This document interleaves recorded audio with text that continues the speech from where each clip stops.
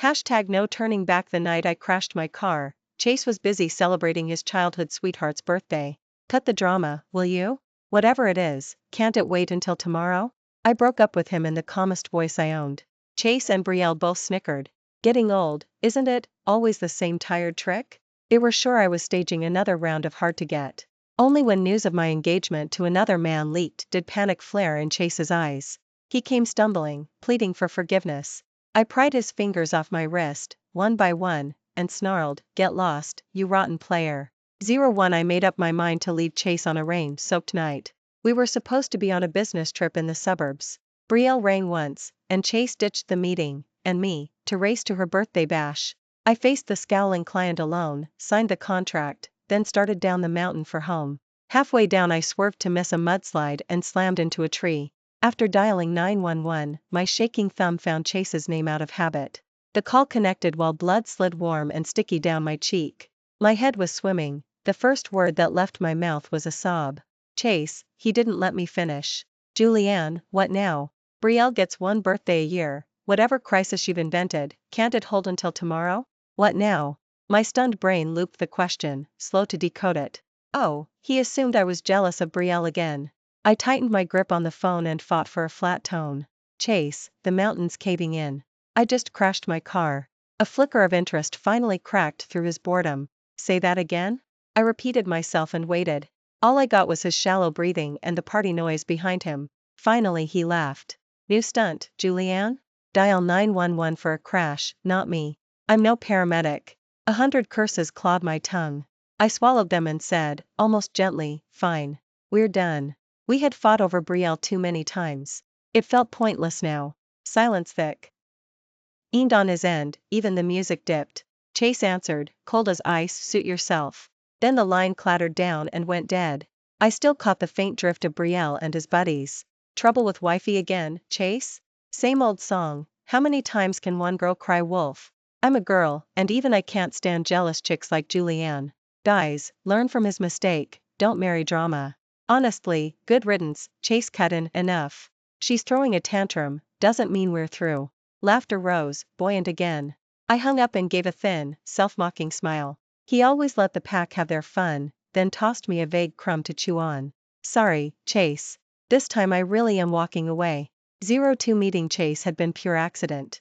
He was the golden prince of high school royalty. I was the scholarship orphan juggling 3 part-time jobs. He'd come to the library looking for Brielle. I'd just dashed in after work to study. My blood sugar tanked in the elevator, and the floor swayed. A wrapped truffle appeared under my nose, rich with dark cocoa scent. You girls really should take care of yourselves, a boy's voice said. I opened my eyes. Chase stood holding shopping bags, loose smile, shoulders cocky. His brightness blurred my vision. I stared. He waved a hand in front of my face. Earth 2, you okay? I mumbled thanks and accepted the candy. He studied me, fished a handful of truffles from his pocket, and pressed them into my palm. Keep sugar on you, got it? The doors opened, he sauntered off with Brielle's desserts. The next time we crossed paths was at a debate club mixer. He'd been admitted by special privilege, tuition bills were about to force me out. He dropped beside me, grinning. Fancy meeting you again. What followed was predictable and corny, late-night texts, shared playlists, whispered jokes. The night I finally planned to confess, he found me first, holding a bracelet engraved with his and Brielle's initials. Julianne, would a girl AC Toolie like this for a love declaration? Pop. My courage deflated like a punctured balloon. Only then did I realize he'd been in love with Brielle all along. I masked the bitterness and managed a smile. It's perfect. She'll love it. 03 I boxed up every messy feeling and kept being the good buddy. Chase's grand confession crashed and burned anyway. Calla lily arch across the football field, matching bands glittering under lights. Brielle turned him down in front of the whole school. We're bros, ace. Don't go weird on me. She changed boyfriends every semester. Chase stayed the faithful sidekick. Exactly the way I played his dependable gal pal. Until Brielle landed an overseas program. Chase wouldn't see her off. Instead he asked me to meet him at a bar.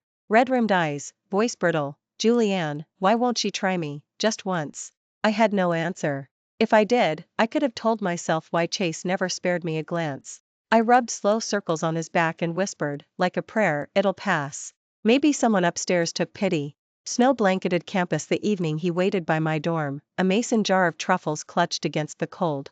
I like you, Julianne, he said, breath fogging. We dated, graduated, moved in together, year after year. We started ring shopping. Then Brielle came home. I became the clown who'd stolen another girl's spotlight. Chase's mind wandered, he missed nights, missed calls. Every fight ended with him sprinting to her side. I'd scream, beg, finally he sighed, you helped me chase Brielle once. You were generous then, why so paranoid now? Yes, my careful camouflage had always been transparent. He slammed the door, off to his real home. 04 I woke in a hospital bed, skull throbbing. Mild concussion, the doctor said, observation for 24 hours. My phone was stuffed with missed calls and texts from Chase. Asterisk Julianne, you didn't come home last night. I'm sorry about the fight, I was drunk. Let's go pick your wedding gown next week, oh. K? Stop sulking, asterisk expressionless, I scrolled, then froze on an unknown number. A single photo. Half-naked man on a pillow, arm draped across long blonde hair, hickey smeared down his torso. Center frame, Chase's brown birthmark, unmistakable. I stared for a moment, then my stomach lurched. I bent over the sink and vomited until I tasted bile. After a long while I lifted my head and looked in the mirror. The woman in the glass was haggard, exhausted.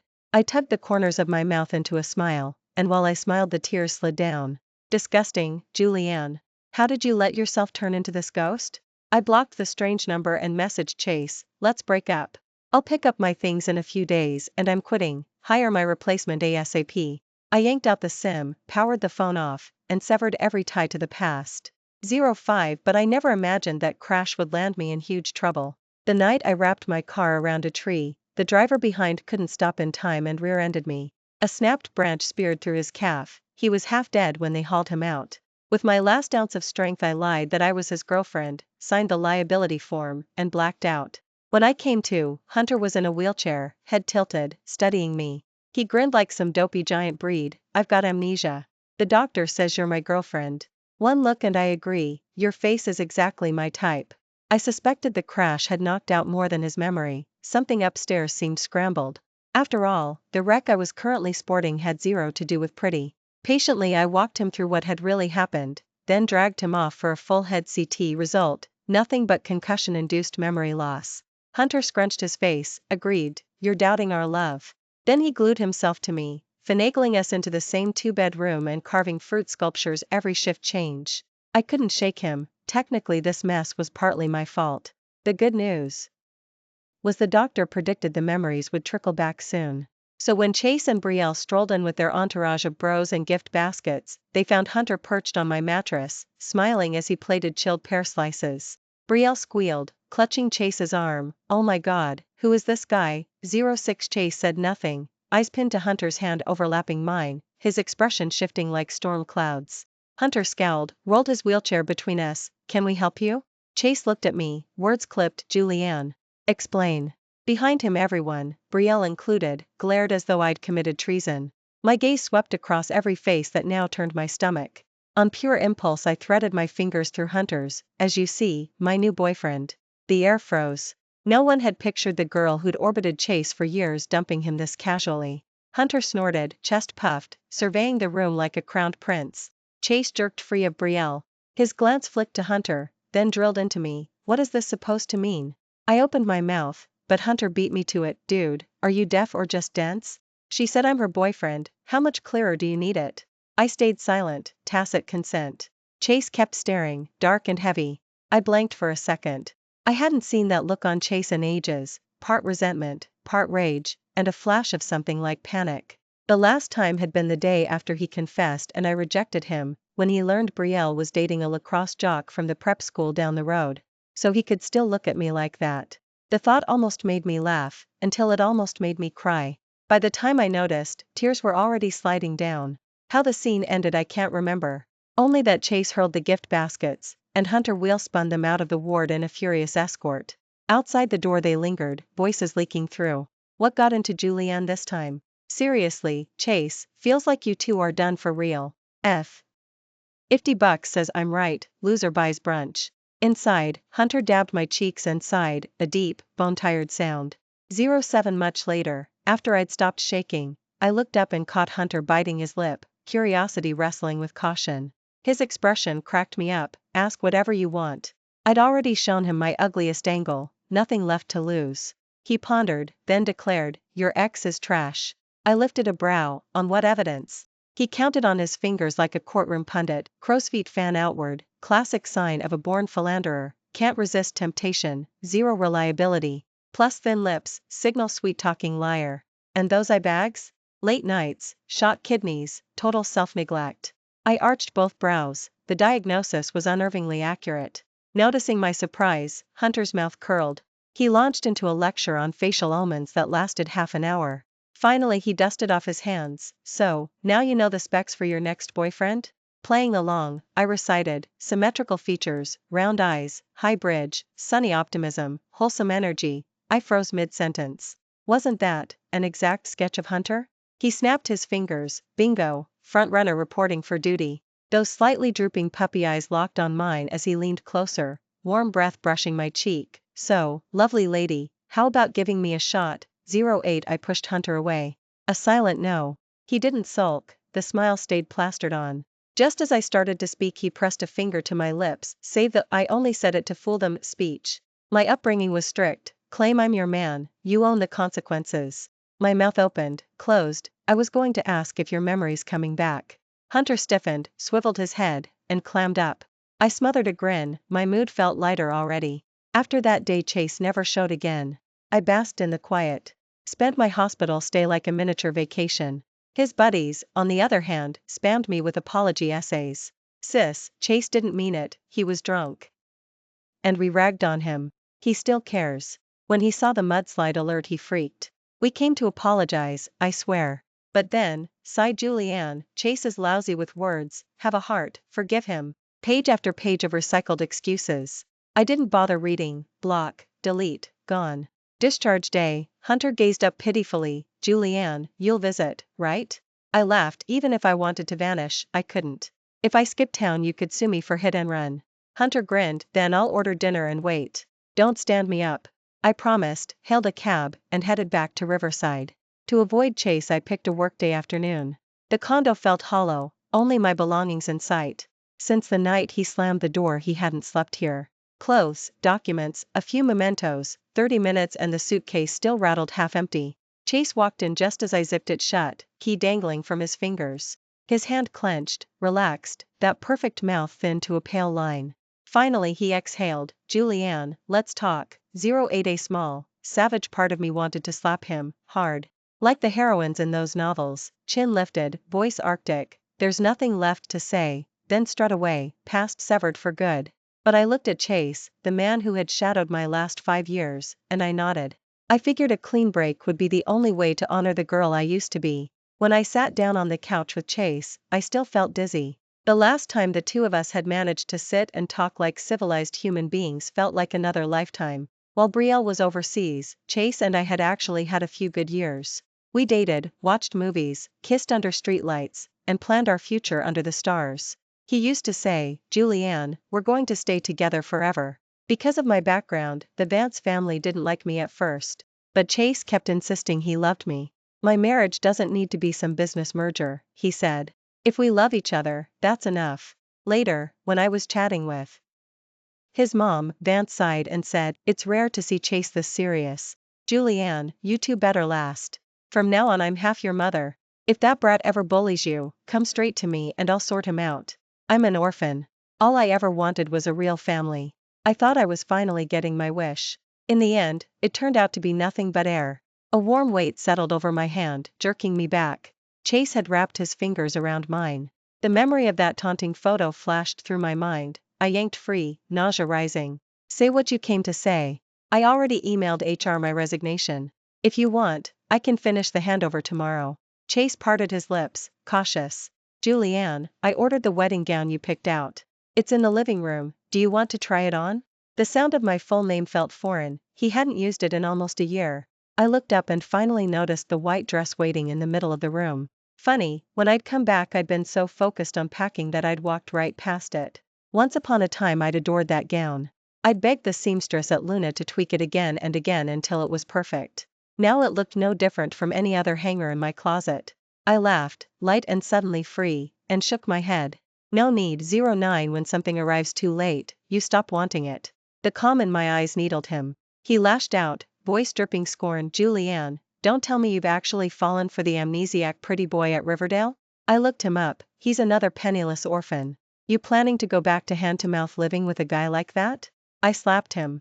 He cupped his reddening cheek, stunned. You hit me, for a stranger? I stared, ice cold. Chase, did you forget? I'm an orphan too.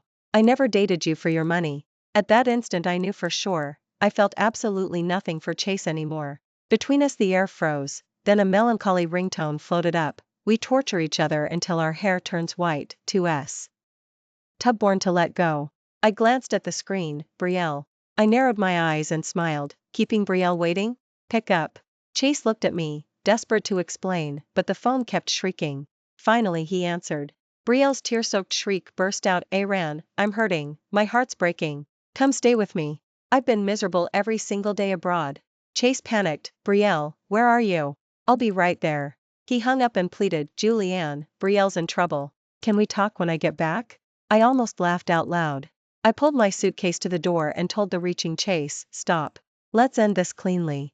Isn't Brielle the one you've loved for over a decade? You should be celebrating now that I'm stepping aside. Chase stood frozen. I shut the door on the apartment I had called home for 5 years. In the cab I felt eerily calm. When Hunter called to ask what time I'd be back for dinner, I joked with him as if nothing had happened. No rage, no ache. Maybe every ugly fight had already scraped my feelings down to zero. Everything I'd clung to afterward was just habit. And breaking a habit is simple. Stay away, stop looking, stop thinking. Give it enough time and you'll find, nothing is impossible to forget. Habits, and people, both break the same way. 10 By the time I hauled my luggage back to Riverdale, Hunter's takeout was cold. The shared room was dim, he hadn't turned the lights on, just sat at the table staring at the food. For the first time I saw loneliness on the ever-smiling Hunter. Remembering Chase's jabs, I felt the kinship of fellow strays. I rapped on the doorframe. Why didn't you start without me? He exhaled when he saw me, smile snapping back into place. We agreed to eat together. A man keeps his word. Halfway through dinner he asked casually, so the scumbag didn't give you grief, right? I lifted a brow and really looked at him. You seem invested. Have we met before? Don't lie, the doctor said your concussion cleared weeks ago. Who? Hunter paused, then tugged his shirt up, flashing 8 perfect abs and a vicious scar on his flank. I carry a matching patch on my back, burns from the fire we fled at sunrise. Grinning, he said, remember me now, Awning? You're Hunter? When I was 10, a lost, pudgy boy showed up at the orphanage. Clueless and soft, he didn't fit in with kids who knew how to hustle for favors. Everyone ignored him, I was the only one who played. When the blaze broke out, I was trapped inside. The chubby kid dragged me out. A burning beam crashed down on him as we escaped, branding him for life. Lying in bed afterward, I clutched his dimpled hand, sniffling. Hunter, how can I ever repay you? The boy solemnly declared, marry me. Child me refused without thinking, no way, you're not cute, pick something else. He bawled his eyes out. The next day, when I went to apologize, Eleanor told me his family had taken him home. I never saw him again. I studied Hunter's refined, unfairly handsome face, searching for the fat kid I'd known.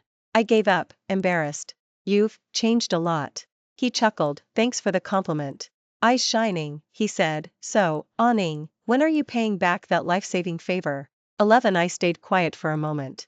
I'm sorry. Even knowing Hunter was the friend who once shared my cot, I couldn't be sure how much of his story to trust. A few years ago I might have swallowed the fairy tale. Now I suspected he was only chasing novelty, just like Chase. Hunter took my hand gently. It's okay, Awning. I'll give you time. I've been overseas so long the city feels foreign. When my leg heals, will you show me around? He asked like a dog begging table scraps. Honestly, with those wet puppy eyes, saying no felt impossible, like turning away the stray that keeps rolling over to show its belly. I could only nod. All right. Hunter's smile widened even more. If he'd had a tail, it would have been wagging straight into the sky. In the days that followed, I patiently kept him calm. Painey through physical therapy. I watched him struggle to his feet from the wheelchair, swaying with every step. Once he slipped and fell, beads of sweat the size of soybeans breaking out as he groaned in pain. I helped him back into the chair. Hunter comforted me. It's nothing, just lost my footing. Looking at him like that, a wave of guilt crashed over me. I'm so sorry, Hunter. If it weren't for me, you wouldn't be like this. I'm not stupid. Even if Hunter never spelled it out, what are the odds we'd reunite after all these years and end up in the same crash? That day, he'd probably followed me down Ridgecrest. Hunter hissed, then stared helplessly at my tears. Don't cry. I followed you because I couldn't stop worrying. It's not your fault. That only made it worse. Hunter, I'm not worth it. In the end, he had no choice. He leaned in cautiously. Cradling my face like something precious, he sealed my sobs with warm lips. He kissed away the tears and whispered, Julianne, I'd do it all again with a smile. 12 Hunter and I silently agreed never to mention that night again. I kept accompanying him to rehab, paying his medical bills, asking about his progress. The only difference, I hired a professional caregiver so we were never alone together. Hunter didn't argue. No matter when I visited, he greeted me with the brightest smile. If his house manager hadn't come looking for me, I probably would have left the city the moment he could walk again. Forgotten everything, started fresh. I admit I'd already started to fall for Hunter. But once bitten, twice shy, I wouldn't gamble on anyone's heart again. In the hospital garden, Hunter's manager handed me a thick folder. Inside were all my scholarship records from middle school through college, and every thank you letter I'd ever written to my anonymous sponsor. I stared, stunned. All these years, it was Hunter funding me? Edgar nodded. Hawthorne forbade me from approaching you. But this child has suffered too much. I old Barrett, so I took the liberty. He looked at me, eyes grave. I've heard something of your story, and I understand your hesitation. But Hawthorne's feelings aren't a whim. After he was found, his parents had died and relatives had carved up the estate. He endured it for over a decade. Only 6 months ago did he win everything back. The moment the company stabilized, he heard about you and hurried to Ridgecrest. He never expected to end up like this. Edgar sighed. Sterling, I'm not here to pressure you. I only want you to see his heart. All these years he's watched over you in silence. After Edgar left, I sat alone in the garden a long time, until the evening breeze brushed past. I exhaled slowly, stood, and walked upstairs, gently pushing open Hunter's door. 13-inch out. I said I don't need a sitter. Hunter was gripping the wheelchair arms, struggling to stand. Only when I stepped forward did he realize it was me. He froze. Julianne, you caught me at a bad moment. I shook my head, fighting tears. No, you're standing so soon, that's amazing. I eased him back onto the bed and asked softly, why didn't you tell me that you've been sponsoring me all these years? He blinked, gave a rueful smile. So you know? I didn't want you with me out of pity or gratitude. I only want you happy, Julianne. Everything I did was voluntary, no payback required. Just like back at Sunrise, dozens of kids, yet you walked straight to me. That's all. I stepped in and hugged him. I'm sorry, Hunter. He hugged back, still murmuring that he wanted nothing in return. I kissed him to shut him up. Sorry, Hunter. Only today did I realize, while I was chasing someone who kept walking away, you were always behind me. When the kiss ended, I opened dazed eyes and saw he was scarlet, hands hovering unsure. Still the gentleman, he looked away. We. Suddenly his face darkened. You're leaving, aren't you, like last time? Hire a nurse, then never visit again. I gazed at him and shook my head gently. Not this time. I haven't repaid the fool who saved my life. Why would I go? His dim eyes flared with sudden light.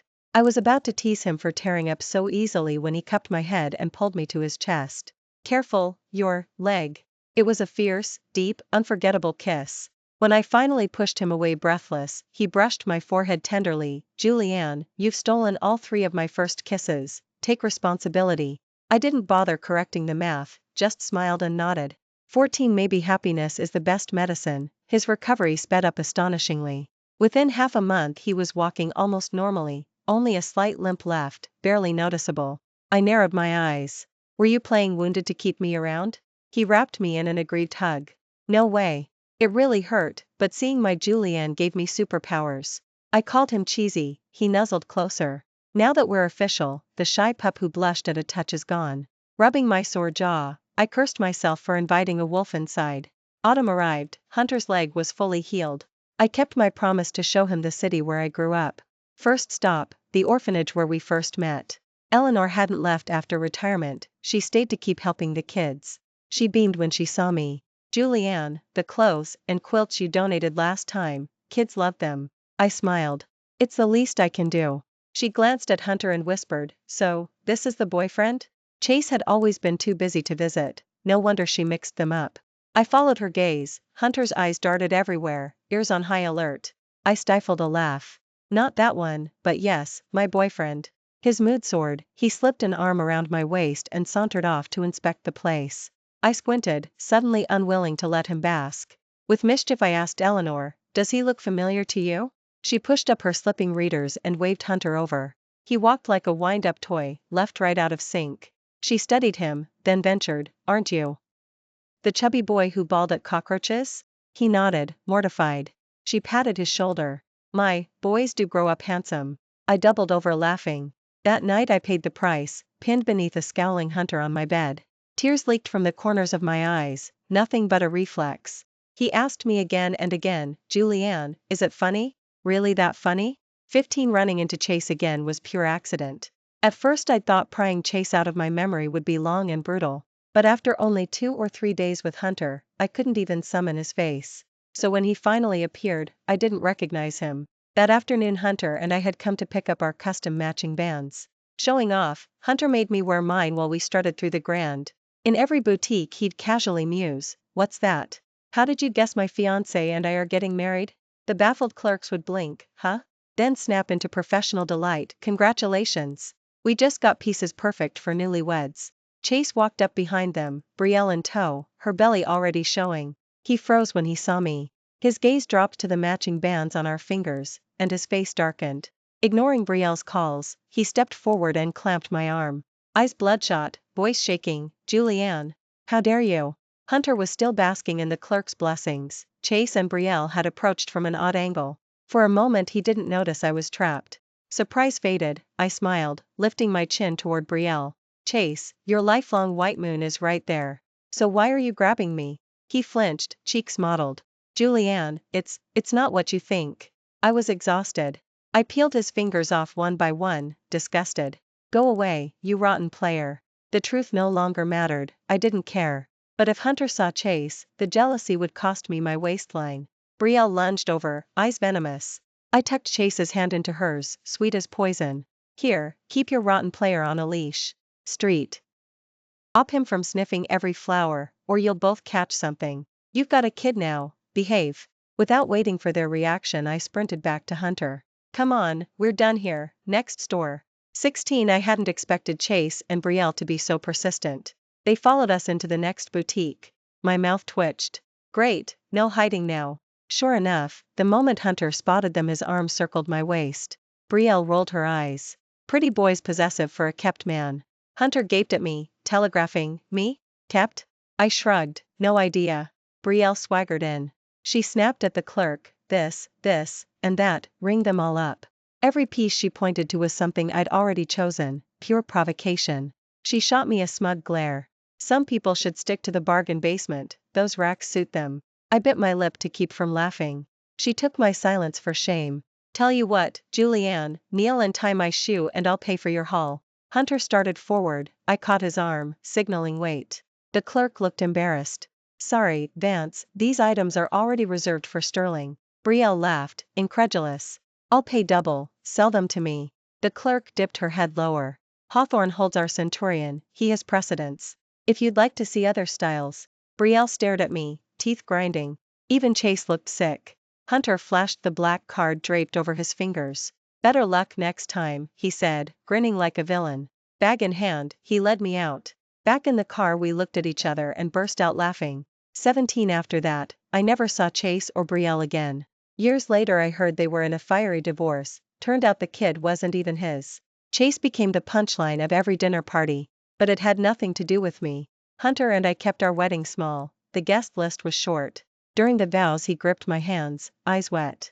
Under Eleanor and Edgar's gaze we promised each other forever. Chase, epilogue only after Julianne walked away did see Hayes realize he had no way to reach her, just blocked digits in a phone.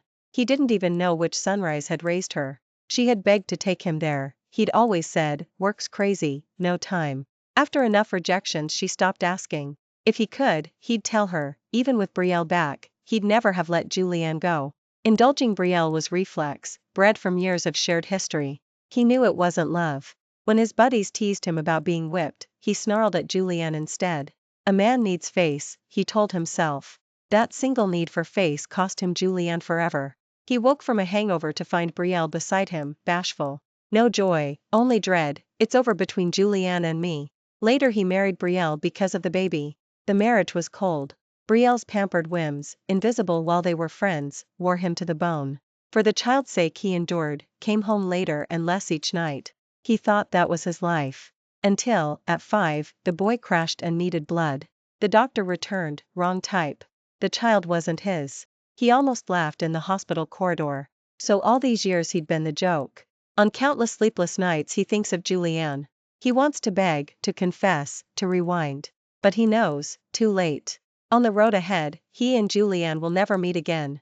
The end. Archive IDs, YXYAQYOJA 3DQWNT9JRPB0TGNX, YX19X2JMTD1Q21D90XNCX75A, curated by Frosty Shorts, advance preview only, do not distribute.